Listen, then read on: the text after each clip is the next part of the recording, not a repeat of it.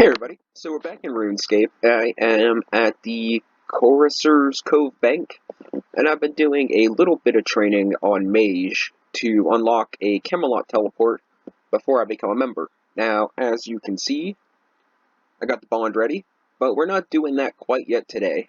Tomorrow is my dentist appointment, and the day after is probably when I'm going to actually start the bond. So I wanted to show the what we need to make this a reality. I think the biggest hurdles are going to be uh, 53 thieving, 70 cooking, and 175 quest points. Those are going to be the three most time-consuming things, aside from the actual quest itself. I'm going to put up a list of, I already have a list up of the quests needed, the levels needed, and a little joke skit for the items needed. The items needed is a ridiculous list. I'm going to try to get a majority of that free-to-play stuff before I become a member, and to minimize the amount of time wasted on the bond. So, as with the levels. Now, I should have the thing, the little thing I made off the screen. So, here are the levels that I have currently. So 46 fishing, 63 cooking. I need this to be 53 and this to be 70.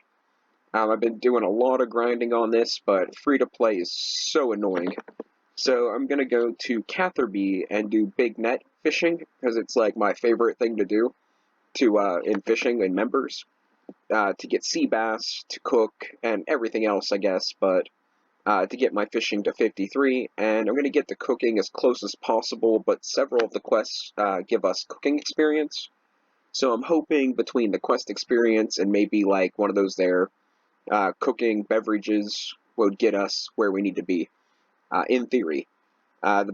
We need 53 thieving, and that's going to take a good bit of time. I'm figuring between the quest experience and grinding this, we should be able to do it. Now, this is a pretty tall order. Doing Recipe for Disaster right off the bat, first day becoming a member, I don't really even know if it's possible. So, I'm going to have a secondary goal of acquiring a second bond. So, from while I'm doing various quests and grinding, I'm going to try to flip items and try to make another 5 mil to get another bond, just in case we don't quite complete it in 2 weeks. This will cut into our grind time, but like I said, in my head, I think it's going to be a rather it's a rather tall order to try to do this in 2 weeks, unless I don't sleep and play for 2 weeks straight, which is probably not an option. But I'm going to do the best I can. I think I need a couple of fire making levels. I think it's 50. I'm at 46. There might be some sort of potion for that, but I'm going to do some more grinding before we get into it. I wanted to get 45 mage to get a Camelot teleport, because I thought the Camelot teleport was Catherby, but it's not. As far as getting the quest points, I think I'm going to try to... I did all the free-to-play quests already, but I think I'm going to do... Animal Magnetism is definite, and that's not one of the prerequisites, but I want it. And I'm going to need the quest points anyway, so I'm going to pick and choose a couple of quests that are going to be slightly more useful than other quests. I'm going to try to unlock as many free or cheap teleports as possible to speed things up, so I'm going to choose quests that do that as well. And as far as the various boss monsters throughout the quest, I'm a little nervous. Like my stats ain't bad, but some of those guys range in over level 100. So we'll see where we're at by the time we get to that point. And I think if we do things systematically enough, we should have a decent enough skill set to be able to maybe come close. So, well, yeah, that's pretty much the whole speech. most of the other skills that are needed are only like level 10, so it's not going to take very long. But thieving in particular is a major worry, like big time. Level 53, like I could probably get to 1 to 40 in like less than a day, but getting from 40 to 53 is like going from 1 to 40 twice. So I mean, we'll kind of have to see how that goes. These like I think I'm done with the fishing until I get membership, because the big fishing net is going to be my ace in the hole, so to speak. And as far as cooking's concerned, I'm hoping everything I get from fishing will, buff up the cooking level. And if you look on the map here, and you go over to, where you at? Catherby. There's Falador. Catherby is right here. So the fishing spots are here. There's a farming area, which I'll probably take advantage of while I'm grinding. And then the bank is here, and a cooking place is here. So, I mean, it's pretty much gonna give us the level we need. And it's gonna be faster than what I am doing. Like, at the moment, I'm camping up a barbarian village, cooking drop salmon, or camping up on the docks of Karamja, and fishing and cooking tuna. And it's only 100 experience per, and it's just not gonna, it's just taking like way too much time. So I'm probably gonna not keep doing that. The good news is, on the way over here, the Witch's House quest is here, which gives hit point experience, and the Druidic Ritual quest that unlocks herb lore is here, and then the fishing is here. So it's not going to be a wasted trip. So on the way over, I'll do the Witch's House, the Druidic Ritual, and then I'll fish. And that'll probably be the first episode. And I'll probably grind out fishing for 3 or 4 hours and see how that goes. And hopefully, throughout that time, I can acquire a couple of seeds to plant to get a little bit of farming experience while I'm messing around. So that's kind of the plan there. I'm gonna think of a concrete plan of like a plan of attack to get this done as systematically as possible, so I don't waste too much time on the bond, because as I could buy a bond, or I could buy a month membership, but it wouldn't be the most horrible investment I ever made.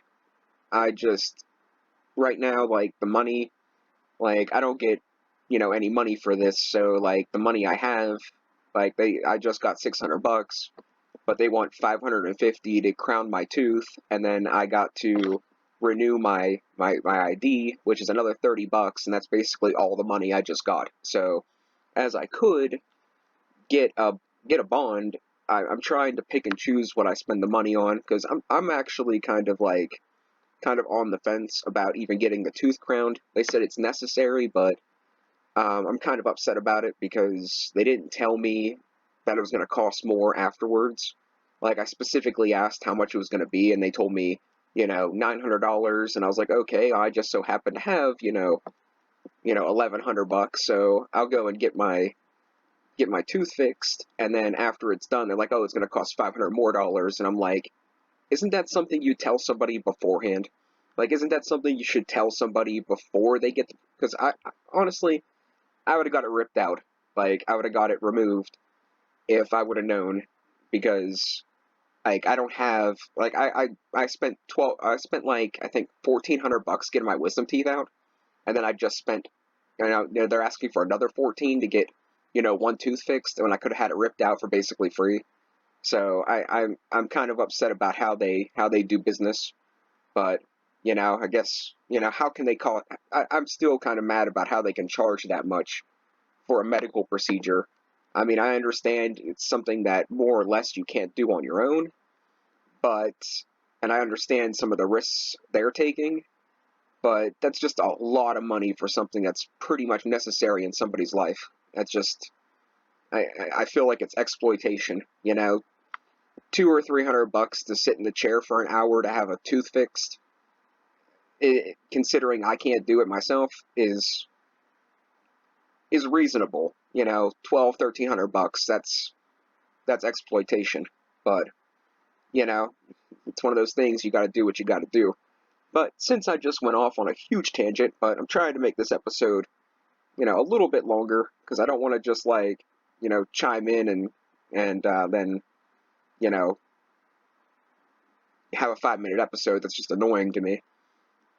Now, I'm going to put up the list of things that I need to acquire at the end for probably a minute.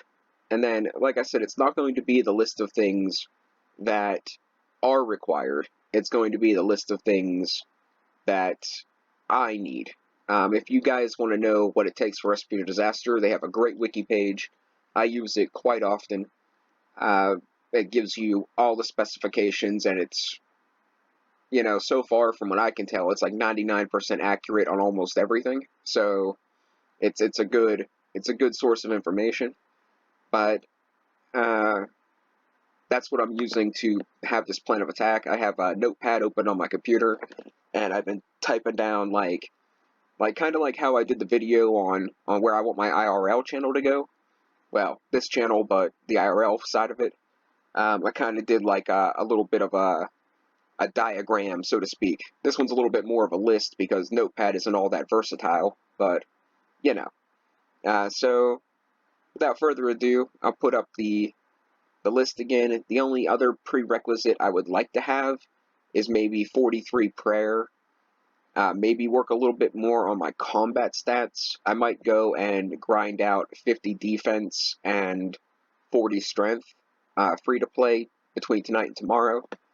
But I kind of want to budget my time because as soon as tomorrow is up, I'm doing the bond for 2 weeks, and then I probably won't be leaving this room at all because I ain't gonna waste it, you know? Decide to eat and use the restroom and completely mandatory things, maybe, you know, stretching my legs with a walk here and there, but most of it's gonna be rune until I have 175 quest points and everything set up to go. So, as far as the episodes are concerned, I'm going to try to keep them like, well, as long as they need to be, but I'm going to edit them so that there's not a lot of me walking back and forth and stuff like that, so it's kind of condensed. And I'm going to try to set up like how I have the idea of, you know, I'm going to go over here. Where are you? Lumbridge, Falador. Like, I'm going to go over here, I'm going to teleport to Falador, I'm going to run up here past Dorix, I'm going to pop in here, and I'm going to do this quest, and then go fishing for one episode. Like, that's kind of how I'm going to try to plan to do this. And I'm going to try to have all the items beforehand and pre-read the quest guide beforehand so that, you know, I don't run into too many mistakes, because the last thing I want to do is be hung up for an hour and a half trying to figure something out on camera. So I want to try to, like I said, I really want to try to do this. 2 weeks doesn't seem like a whole lot of time to do a master quest from scratch. But, you know, even though I'm not up to snuff with rune knowledge, I still have played this game a good bit in the past, and, you know, I still have a couple memories of it. So I should be able to, you know, jank my way through it. But alright, so I'm going to throw up the list for the last minute, and that'll be that. So thanks for watching, guys. We'll catch you guys next time.